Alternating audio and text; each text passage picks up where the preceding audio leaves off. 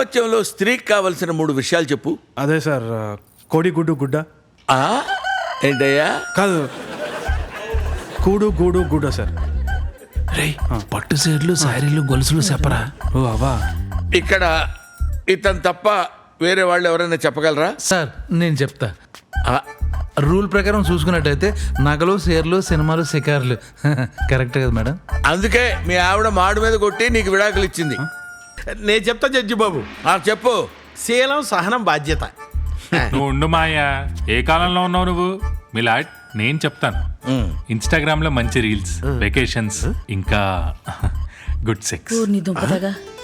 కొట్టనంటే మాడు పగిలిపోద్ది.